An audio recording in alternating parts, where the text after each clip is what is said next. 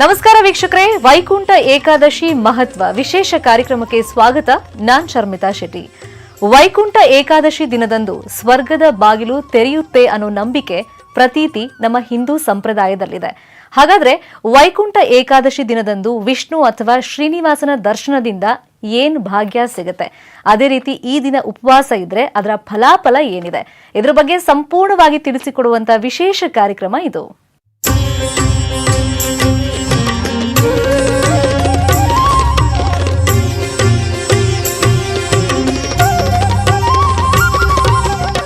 ವೈಕುಂಠ ಏಕಾದಶಿ ಮಹತ್ವವನ್ನ ತಿಳಿಸಿಕೊಡೋದಕ್ಕೆ ನಮ್ ಜೊತೆ ಇದ್ದಾರೆ ಆಧ್ಯಾತ್ಮಿಕ ಚಿಂತಕರು, ಖ್ಯಾತ ಜ್ಯೋತಿಷಿಗಳು ಆಗಿರುವಂತ ಡಾಕ್ಟರ್ ಆನಂದ್ ಗುರೂಜಿ ಅವರು. ಗುರೂಜಿ ನಮಸ್ತೆ, ಕಾರ್ಯಕ್ರಮಕ್ಕೆ ಸ್ವಾಗತ ನಿಮ್ಗೆ.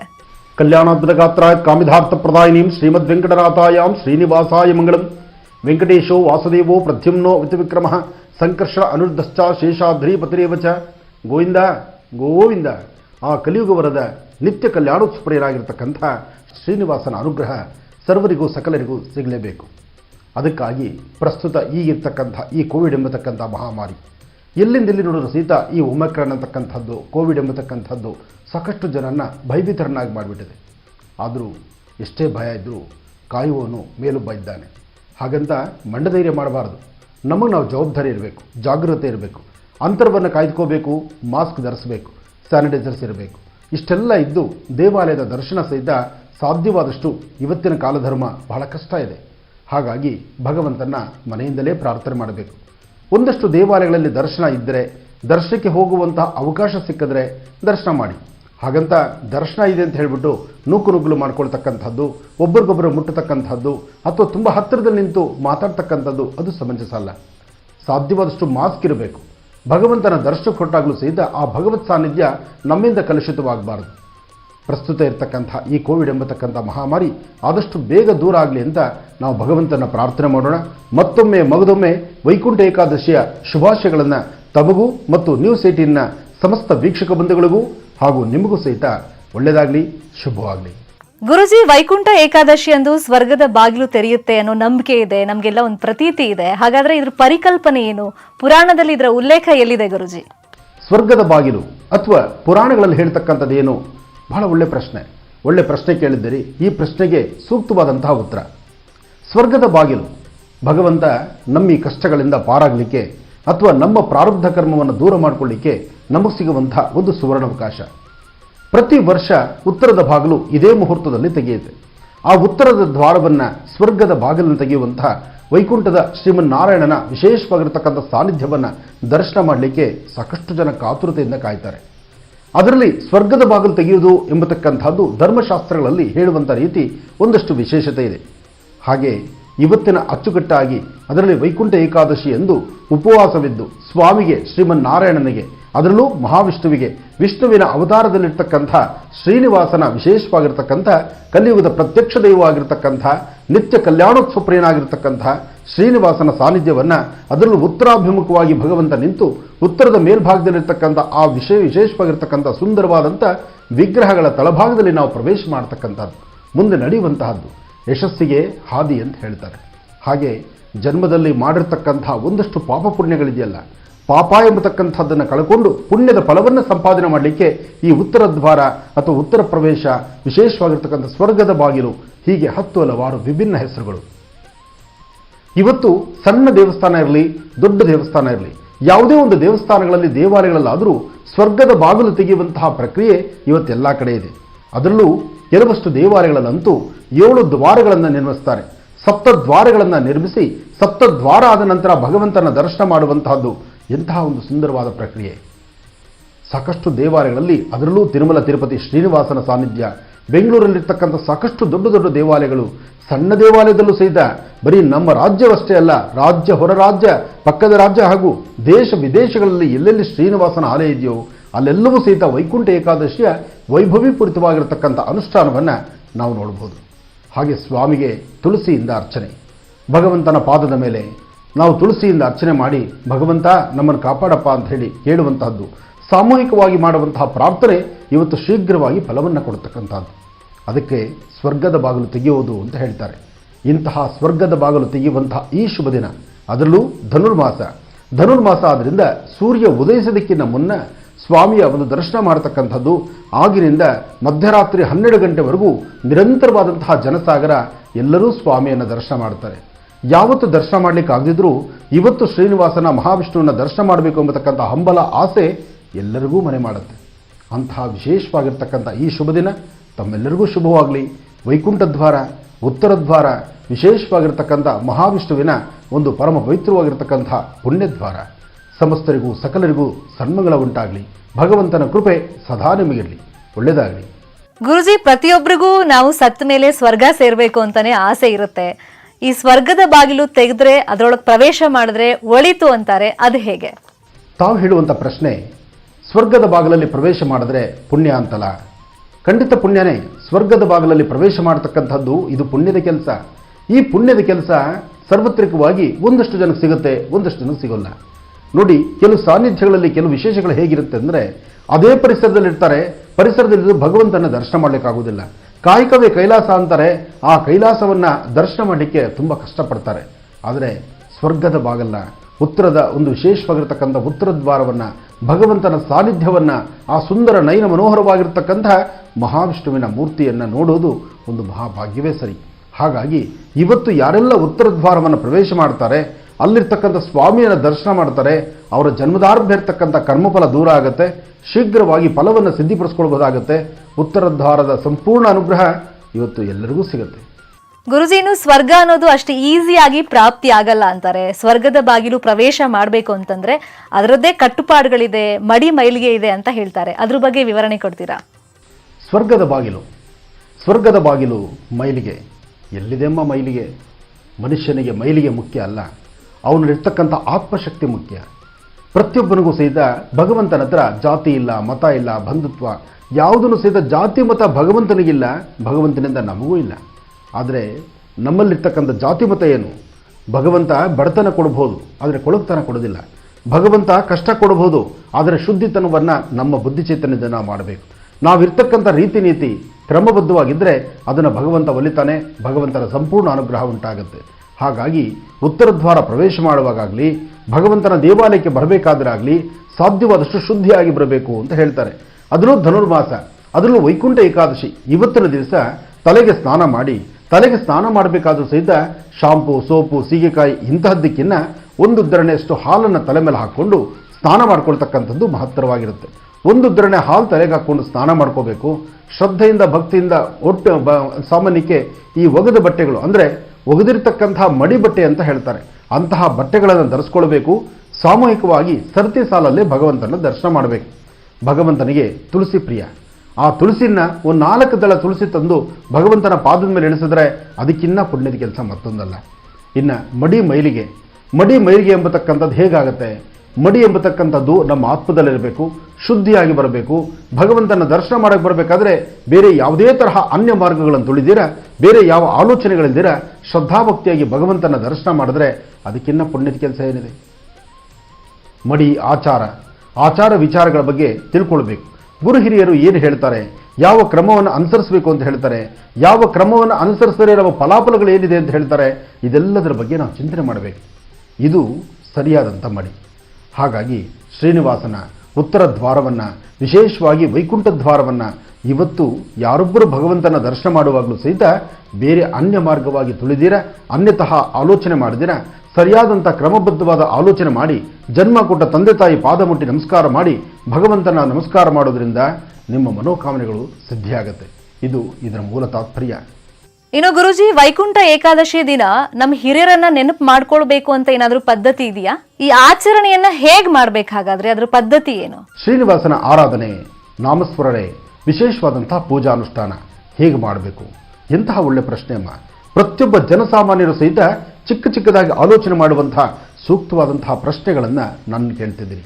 ನಾನು ಬಹಳ ಸಂತೋಷವೇ ಇದು. ಯಾಕೆಂದರೆ ಪ್ರತಿಯೊಬ್ಬ ಜನಸಾಗರ, ಪ್ರತಿಯೊಬ್ಬರಿಗೂ ಸಹಿತ ಭಾರತ ದೇಶದ ಭಾರತೀಯರಾಗಿ, ಅದರಲ್ಲೂ ಹಿಂದುತ್ವದ ಧರ್ಮ, ಸಂಸ್ಕೃತಿ, ಸಂಪ್ರದಾಯದಲ್ಲಿರ್ತಕ್ಕಂಥ ಯಾರೊಬ್ಬರಾದರೂ ಸಹಿತ ನನಗದು ಗೊತ್ತಿಲ್ಲ, ನನಗಿದು ಗೊತ್ತಿಲ್ಲ, ನನಗೆ ವೇದ ಮಂತ್ರ ಬರಲ್ಲ, ಅಥವಾ ನನಗೆ ಇನ್ನೇನೋ ಆ ಮಂತ್ರ ಅರ್ಥ ಆಗ್ತಿಲ್ಲ, ಅಥವಾ ಸಂಸ್ಕೃತ ಎಂಬತಕ್ಕಂಥದ್ದು ನನಗೆ ಬಾಯಿ ನಡೀತಾ ಇಲ್ಲ, ನನ್ನ ಬಾಯಲ್ಲಿ ಹೊರಡುತ್ತಾ ಇಲ್ಲ ಅಂತ ಆಲೋಚನೆ ಮಾಡಬೇಕಾದಿಲ್ಲ. ಶ್ರದ್ಧೆಯಿಂದ ಭಕ್ತಿಯಿಂದ ಭಗವಂತನ ಪ್ರಾರ್ಥನೆ ಮಾಡಿ, ನಿಮ್ಮ ಕುಲದೇವತೆಯನ್ನು ನಿಮ್ಮ ಮನೆ ದೇವರನ್ನ ಪ್ರಾರ್ಥನೆ ಮಾಡಿ, ಶ್ರೀನಿವಾಸನ ಪ್ರಾರ್ಥನೆ ಮಾಡಿ, ಓಂ ನಮೋ ವೆಂಕಟೇಶಾಯ ಅಂತ ಹೇಳಿ ಓಂ ನಮೋ ವೆಂಕಟೇಶಾಯ ಎಂಬತಕ್ಕಂಥ ಆ ವೆಂಕಟೇಶ್ವರನ ಮಹಾಮಂತ್ರವನ್ನು, ಓಂ ನಮೋ ಶ್ರೀನಿವಾಸಾಯ ಆ ಶ್ರೀನಿವಾಸನ ಮಹಾಮಂತ್ರವನ್ನು ಕೇಶವ, ನಾರಾಯಣ, ಮಾಧವ, ಗೋವಿಂದ, ಹಿಂದೆಲ್ಲ ಸಾರ್ವತ್ರಿಕವಾಗಿ ಮನೆಗಳಲ್ಲಿ ಗಂಡು ಮಕ್ಕಳಿಗೆ ಕೇಶವ, ನಾರಾಯಣ, ಮಾಧವ, ಗೋವಿಂದ ಅಂತ ಹೆಸರಿಡ್ತಿದ್ರು. ಉದ್ದೇಶ ಏನಪ್ಪ ಅಂದರೆ ಈ ಒಂದು ನೆಪದಲ್ಲಾದರೂ ಭಗವಂತನ ಸದಾಕಾಲ ಸ್ಮರಿಸಬೇಕು ಎಂಬತಕ್ಕಂತಹದ್ದು. ಹಾಗಾಗಿ ಬರೀ ಇವತ್ತಿಗೆ ಮಾತ್ರ ಭಗವಂತನ ಸ್ಮರಿಸ್ತಕ್ಕಂಥದ್ದಲ್ಲ, ವರ್ಷದ 365 ದಿವಸ ತಾಯಿ ಗರ್ಭದಿಂದ ಹೊರಬಂದು ಒಂದಿಷ್ಟು ಜ್ಞಾನಚಕ್ಷುವನ್ನು ಅಭ್ಯಾಸ ಮಾಡಿ ಭಗವಂತ ಕೊಟ್ಟಂಥ ವಿದ್ವತ್ತಿನಿಂದ ಒಂದು ವಿಶೇಷವಾಗಿರ್ತಕ್ಕಂಥ ದಾರಿದೀಪ ಆಗುವಂಥದ್ದಿದೆಯಲ್ಲ, ಇದೆಲ್ಲವೂ ಬಹಳ ಮೂಲಾರ್ಥ. ಅದಕ್ಕಾಗಿ ಭಗವಂತನಿಗೆ ಇಂಥದ್ದೇ ನಾಮದಿಂದ ಇಂಥದ್ದೇ ಅನುಷ್ಠಾನಗಳನ್ನು ಹೀಗೆ ಮಾಡಿ, ಇಷ್ಟೇ ಖರ್ಚು ಮಾಡಿ, ಇಷ್ಟೇ ಸಾಲ ಮಾಡಿ, ಅಲಂಕಾರ ಮಾಡಿ, ಇದನ್ನು ಶ್ರೀನಿವಾಸ ಕೇಳಿಲ್ಲ, ಮಹಾವಿಷ್ಣು ಕೇಳಿಲ್ಲ. ಮಹಾವಿಷ್ಣು ಹೇಳುವುದೇನು ಅಂದರೆ ಭಗವಂತ ಹೇಳೋದೇನು, ಭಗವಂತ ಗುರುಮುಖೇನ ಹೇಳಿಸಿದ್ದಾನೆ. ಹೇಳಿದ ಕ್ರಮ ಇಷ್ಟನೇ, ಶ್ರದ್ಧೆಯಿಂದ ಭಕ್ತಿಯಿಂದ ನೀನು ಯಾವ ಹೆಸರಿನಿಂದ ನಾನು ಕೂಗಿದ್ರು ನಾನು ನಿನ್ನಲ್ಲಿ ಬರ್ತೀನಿ ಅಂತ ಹೇಳ್ತಾನೆ. ನೀನು ನನ್ನಲ್ಲಿ ಬಾ ಅಂತ ಹೇಳ್ತಿಲ್ಲ, ನಾನೇ ನಿನ್ನಲ್ಲಿ ಬರ್ತೀನಿ ಅಂತಾನೆ ಭಗವಂತ. ಅಂದರೆ ಭಗವಂತನ ಆ ಸಂದೇಶ ಅಷ್ಟು ಚೆನ್ನಾಗಿರ್ತಕ್ಕಂತಹದ್ದು, ಎಲ್ಲರೂ ಅರ್ಥ ಮಾಡ್ಕೋಬೇಕಾದಂಥದ್ದಿದೆ. ಕೆಲವಷ್ಟು ಜನ ಆಲೋಚನೆ ಮಾಡೋದು ಹೇಗಿರುತ್ತೆ ಅಂದರೆ, ಆಡಂಬರದ ಬದುಕು ಅಂದರೆ ಅವರಂತಹ ದೊಡ್ಡ ಅಲಂಕಾರ ಮಾಡಿಸಿದ್ದಾರೆ, ಅಷ್ಟು ವೈಭೋಗ ಮಾಡ್ತಿದ್ದಾರೆ, ವಿಶೇಷವಾಗಿ ದೇವಾಲಯವನ್ನು ಸುಂದರವಾಗಿ ನಡೆಸ್ತಿದ್ದಾರೆ, ಸಾಕಷ್ಟು ಖರ್ಚು ಮಾಡಿದ್ದಾರೆ, ಖರ್ಚು ಮಾಡಿರ್ತಕ್ಕಂಥವ್ರಿಗೆ ಮೊದಲನೇ ಆರತಿ ಅಥವಾ ಸಾಕಷ್ಟು ಖರ್ಚು ಮಾಡಿರ್ತಕ್ಕಂಥವ್ರಿಗೆ ಅವ್ರನ್ನೇ ಮುಂದೆ ನಿಲ್ಲಿಸ್ಕೋಬೇಕು. ಅವ್ರನ್ನ ಮುಂದಕ್ಕೆ ನಿಲ್ಲಿಸೋದು ಜನ ನೋಡ್ಲಿಕ್ಕೆ ಮಾತ್ರ. ಆದರೆ ಸಾಕ್ಷಾತ್ ಭಗವಂತ ನಿಮ್ಮನ್ನು ನೋಡ್ಲಿಕ್ಕೆ ನಿಮ್ಮ ಹತ್ರಕ್ಕೆ ಬಂದಿರ್ತಾನೆ. ನಿಮ್ಮ ಒಳಗಣ್ಣನ್ನು ತೆಗೆದು ನೋಡಿ, ಪ್ರತಿಯೊಬ್ಬರ ಒಳಗಣ್ಣನ್ನು ತೆಗೆದರೆ ನಿಮ್ಮ ಹತ್ರ ನೀವು ದೇವಾಲಯಕ್ಕೆ ಬರ್ತಕ್ಕಂಥದ್ದಲ್ಲ, ದೇವಾಲಯದಲ್ಲಿರ್ತಕ್ಕಂತಹ ಗರ್ಭಗುಡಿಯಲ್ಲಿ ವಿರಾಜಮಾನಾಗಿರ್ತಕ್ಕಂತಹ ಶ್ರೀನಿವಾಸ ಮಹಾವಿಷ್ಣು ನಿಮ್ಮ ಹೃದಯದ ಹತ್ರ ಬರ್ತಾನೆ, ನಿಮ್ಮ ಹತ್ರ ಬರ್ತಾನೆ. ಆದರೆ ನೀವು ನೋಡುವ ದೃಷ್ಟಿ ಸಮಂಜಸವಾಗಿರಬೇಕು. ಅದಕ್ಕಾಗಿ ಇದಕ್ಕೆ ಆಡಂಬರಕ್ಕಿನ್ನ ಖರ್ಚು ವೆಚ್ಚಕ್ಕಿನ್ನ ಒಳ್ಳೆ ಮನಸ್ಸಿನಿಂದ ನಾವು ತೆಗೆದುಕೊಳ್ಳುವ ನಿಲುವು ತೀರ್ಮಾನ ಶ್ರೀನಿವಾಸನ ಮಹಾವಿಷ್ಣುವಿನ ಅನುಗ್ರಹ ಇದೆ. ಒಳ್ಳೆಯದಾಗಲಿ. ಗುರುಜಿ, ಒಂದು ಸಣ್ಣ ಬ್ರೇಕ್ ತಗೊಂಡು ವಾಪಸ್ ಬರ್ತೀನಿ. ತುಂಬಾ ಜನಕ್ಕೆ ಈ ದಿನ ವಿಷ್ಣು ಅಥವಾ ಶ್ರೀನಿವಾಸನ ದರ್ಶನ ಯಾಕೆ ಮಾಡಬೇಕು ಅನ್ನೋ ಕುತೂಹಲ ಇರುತ್ತೆ, ಅದ್ರ ಬಗ್ಗೆ ತಿಳಿಸ್ಕೊಡಿ. ಒಂದು ಚಿಕ್ಕ ಬ್ರೇಕ್ ಆದ್ಮೇಲೆ ಈಗ ಚಿಕ್ಕದೊಂದು ಬ್ರೇಕ್.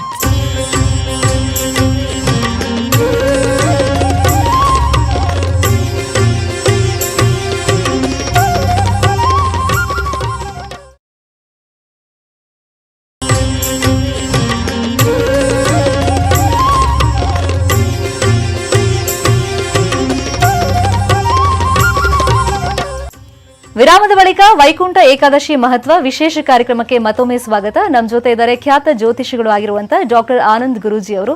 ವೈಕುಂಠ ಏಕಾದಶಿ ಮಹತ್ವದ ಬಗ್ಗೆ ಅವರು ತಿಳಿಸ್ತಾ ಇದ್ರು. ಗುರುಜಿ, ವೈಕುಂಠ ಏಕಾದಶಿ ದಿನ ಸ್ವರ್ಗದ ಬಾಗಿಲು ಯಾಕೆ ತೆರೆಯುತ್ತೆ, ಹೇಗೆ ತೆರೆಯುತ್ತೆ, ಪ್ರವೇಶ ಮಾಡೋದು ಹೇಗೆ, ಅದ್ರ ವಿವರಣೆ ಕೊಟ್ರಿ.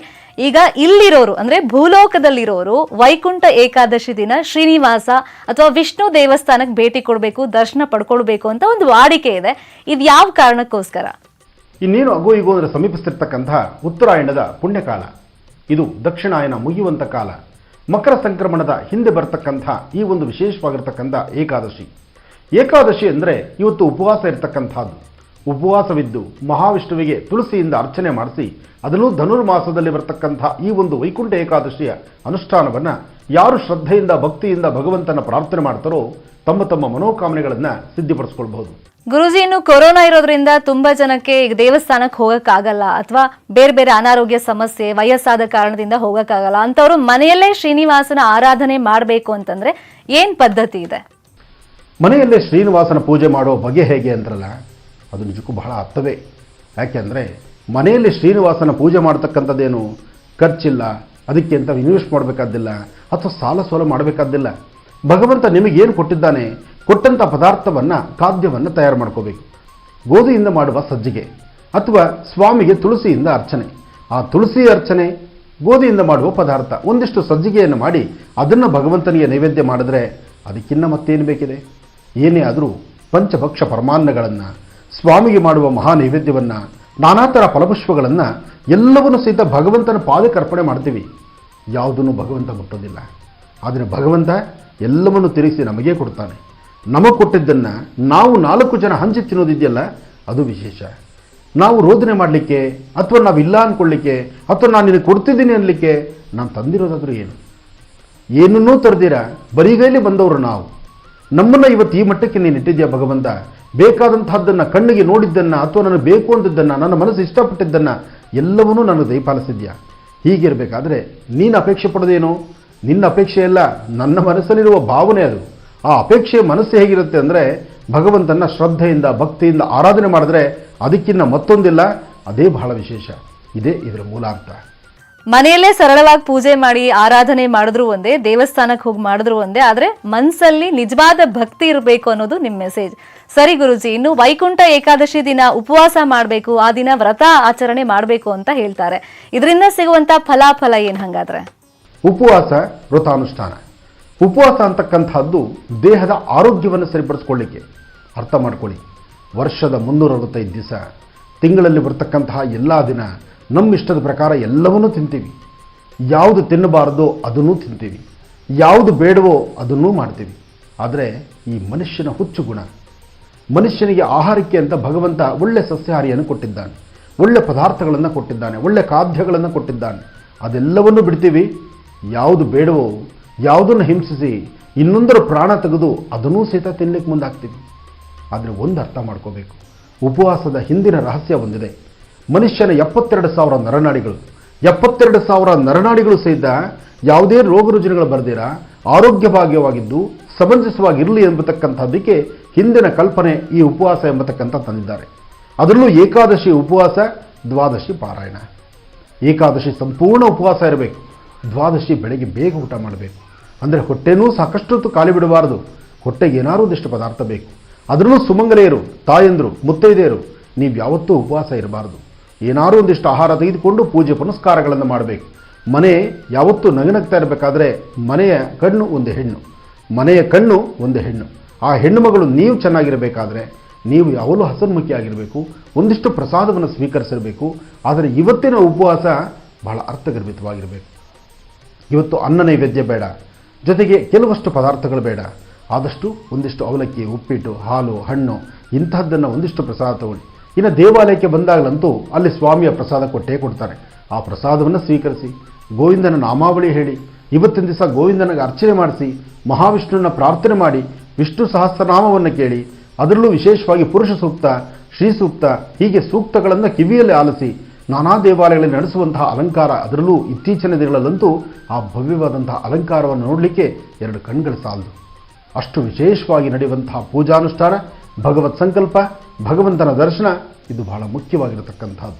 ಹಾಗಾಗಿ ಇವತ್ತಿನ ದಿವಸ ಆಡಂಬರದ ಪೂಜೆ ಅಥವಾ ಏನೋ ಮಾಡಬೇಕು ಅಂತ ಮಾಡ್ತಕ್ಕಂಥದ್ದಲ್ಲ, ಮಾಡುವ ಕ್ರಮವನ್ನು ಅರ್ಥಗರ್ಭಿತವಾಗಿ ಆಲೋಚನೆ ಮಾಡಿದ್ರೆ ಸಾಕು.